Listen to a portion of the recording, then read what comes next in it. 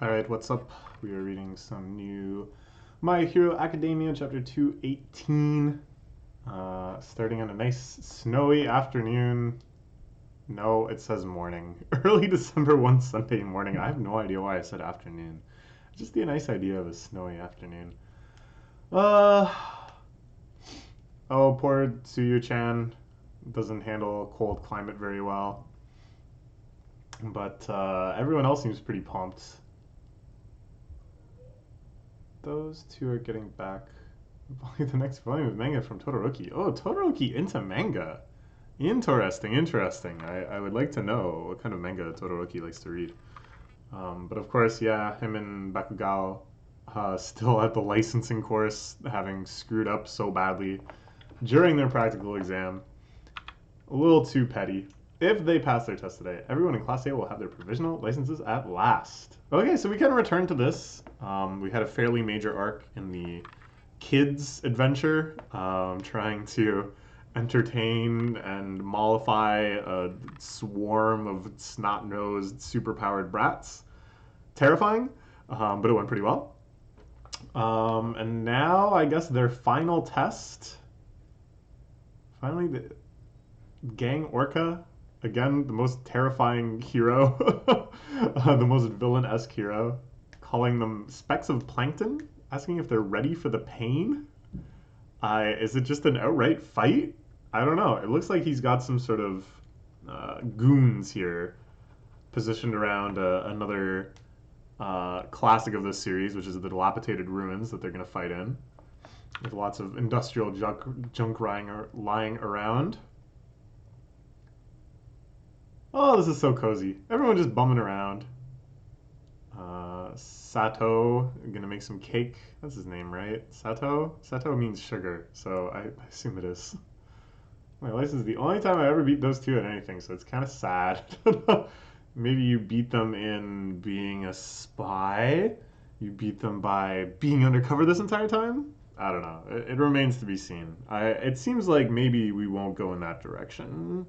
After all, of a student working undercover for the League of Villains, we'll find out.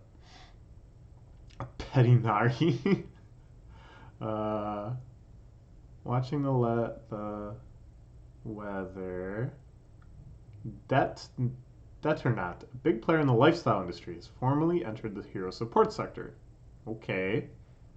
That doesn't seem like major news for our purposes, but whatever. Classy lady who happens to have four arms. Gentleman with a handsome coat of fur. A squishy boy with skin like gelatin. Individuals like these, fine people, used to belong to minority. Ah, this is nice. Yeah. But this guy looks like a villain. This guy kind of seems like he's going to be our next villain. And that this is all some sort of trick. But the message he's espousing here, at least to gain our support, I think has genuinely gained me my support. Something about this guy, though. I'm immediately calling this is going to be the villain of the arc. Appearance of the extraordinary continue to accelerate, bringing us into their era. Mass production and consumer culture has been expanding ever since the Industrial Revolution. This phenomenon suddenly pumped the brakes. Time everyone realized it was too late. Those newer types of bodies spent the days just trying to find products to fit their daily needs. Everyone is so different, they cried. Many found themselves struggling in this new era for that reason alone. Made a point of never forgetting that history while creating products to suit each and every valued customer. That's nice. That's nice. It is one of the things that I find somewhat admirable about the consumerist capitalist mentality, is that the insatiable need for profits equates to an insatiable need for an audience, which means that sooner or later everyone must be considered. That if you truly are neglecting a potential customer, in the long run, when you've squeezed the money blood out of every other person, you eventually will try to cater and accommodate the people on the fringes. At least that's a nice idea. That seems like it would result from consumer capitalism. In practice, maybe not so much. It's more kind of maybe about browbeating people into thinking they need something that they don't, rather than giving them what they actually do need. But it is interesting, like, as as more people become more comfortable with their identity and more capable of bringing all their uniqueness to bear upon society, how corporations will respond, how corporations will market to them, what things they will do to anticipate and cater to their needs. Um, it's like an awkward period, I think, when companies try to catch the wave of whatever is now being made socially acceptable. It's like I can't argue with their intentions.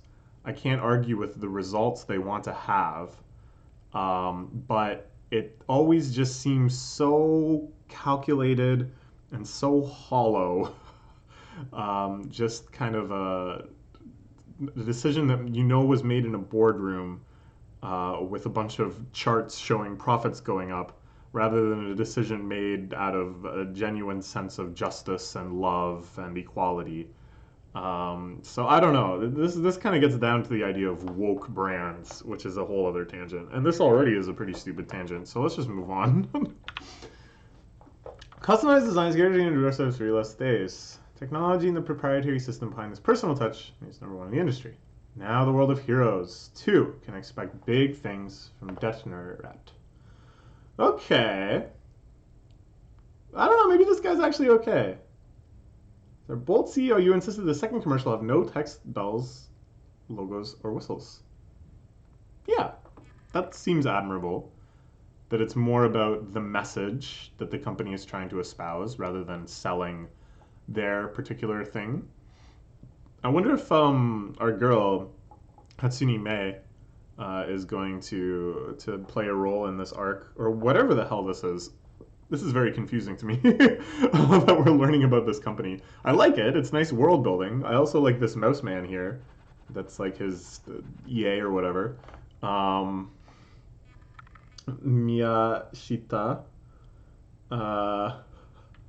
And maybe this CEO is a nice guy. I have my suspicions. But we'll see. Actions are about as bad as expected. And consumer business needs versus hero support. Sector's a party and we're crashing. He's always in such a forgiving mood. I guess he's maybe a nice guy.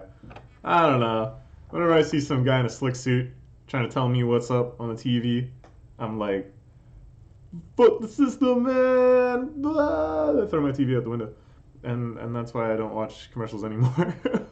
I'm not sure what the point of this stupid anecdote was. But my reaction, I think here, I'm saying they're gonna need to subvert stereotypes if they want this guy to be in the hero role.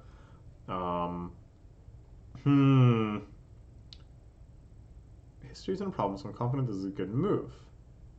Quirks, meta abilities. At the time was right. Plenty of terminology has changed since the years. Oh, okay. This is very interesting. This is very interesting world building. This is world building that's like very removed from all of the action of the series, but is very essential to the actual fundamental world building that supplies that action. I.e., it's not really so much about superheroes, but the very existence of quirks is now being examined on the broadest sociological level, which I think the series has always been pretty good at. So I'm curious to see how deep they go here. So this is some book called Meta Liberation War that's printed from an era where quirks were called meta abilities. The Meta Liberation Army's commander. Oh. What the heck?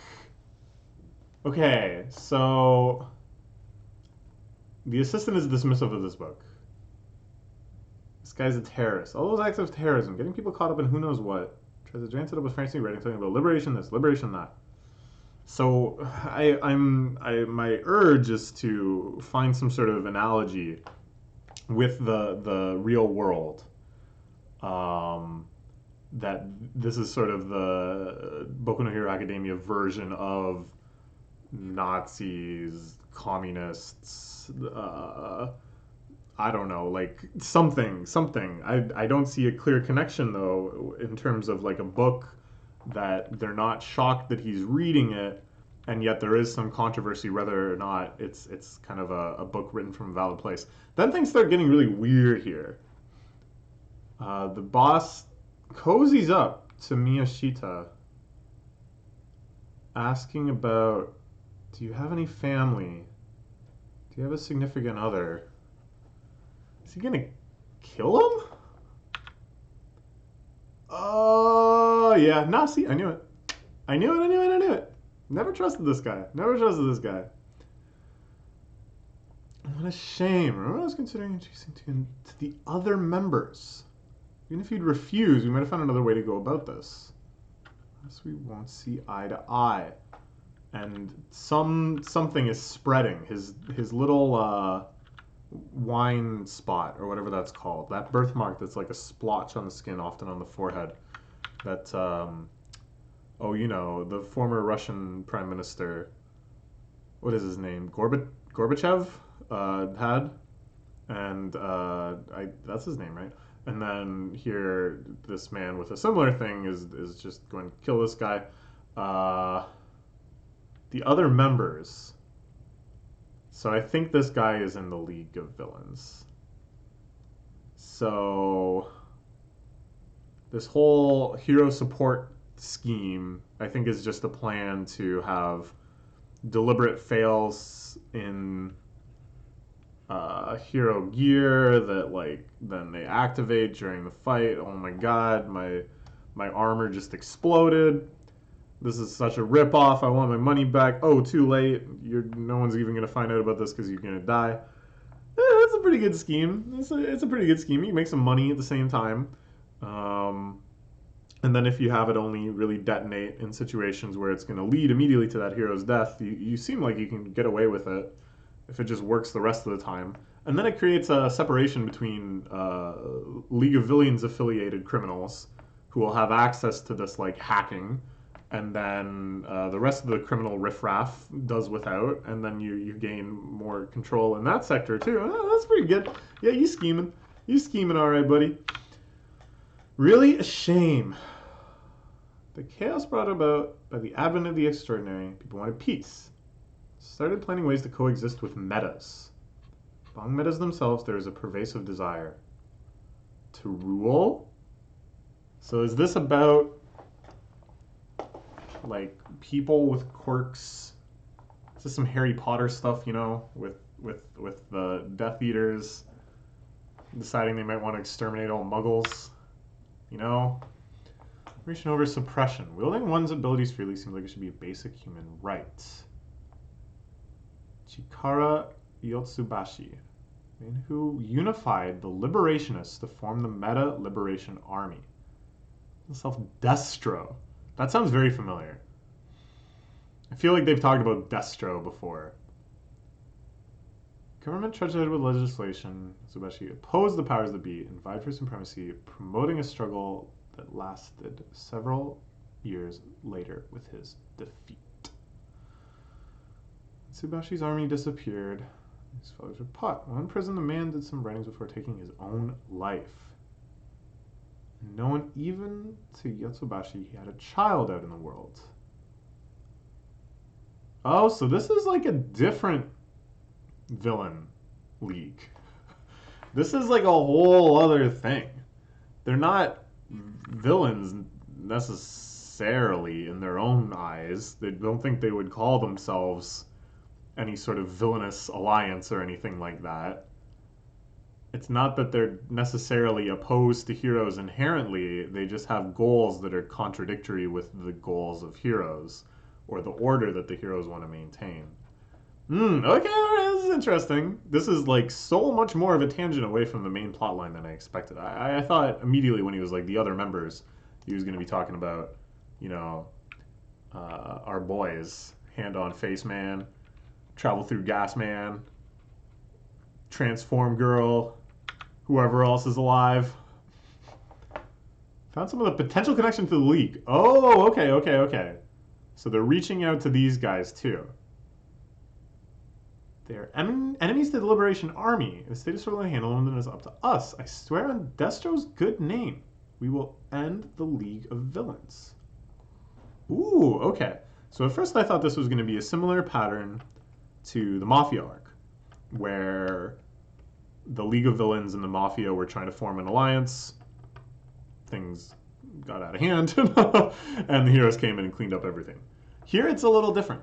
Here the revolutionaries, these people who want full quirk or meta ability liberation. It's interesting this distinction between meta ability and quirk. Because quirk to me is like a much more dismissible thing. You know, oh, that's just their quirk. You know, they're just a quirky person. It's not a big deal. It's not like it's a key part of themselves. They're just going to be a normal person like 99% of the time, and then that 1%, you know, that's just their quirk. Whereas a meta ability to me is sort of suggesting like it's as valid as like reading or walking or being able to do those things with full liberty, like not having that be, you know what I'm saying here, like it seems to make it more of like a rights issue in that if you are physically capable of doing something, then having that restricted and having that denied to you, the ability to do things your body is capable of, not necessarily harming anyone else. And I can kind of understand their perspective. Like, obviously, things got a little out of hand back in Destro's days, but yeah, like imagine you could run really fast, and they're like, no, no, no, no, no, you can't run really fast. That's too dangerous. No quirks. You can't use your fast running quirk. I don't know. I don't know. Like, I don't know. Into the hero industry. Well, we have it. Country is full of those who lie in wait, hoping for liberation. So here it looks like these might be. Oh, these are some villains. I thought at first these might be vigilantes, but I think these are just more common criminals. Um, People who are not authorized to use quirks, but are using their quirks in their daily life, are typically either vigilantes or heroes, right? Or vigilantes are criminals, that is, because the heroes, of course, are authorized. I don't know. I'm not sure what I'm trying to belabor with this point here. It's just sort of interesting to try to see the ideologies at play. I want to empathize with these villains a little more, or these antagonists, I should say, because they seem like they do not consider themselves villains and they don't want to do things that are necessarily villainous. They're just going to end up probably in opposition with our heroes. But they're going to be in opposition with our heroes in a much more complex way. And I'm very excited to see how they're planning on dealing with the League of Villains, too. There must be some serious power behind these guys. So because there's that added complexity, I want to try to understand the subtleties of this. But it's difficult to really talk about the sociological subtleties of a fictional world, especially when you don't quite remember all the rules of the fictional world. Like, people can use their quirks to some extent in their private lives. Like, we've seen many examples of that. But there's like definitely a line. Anyways,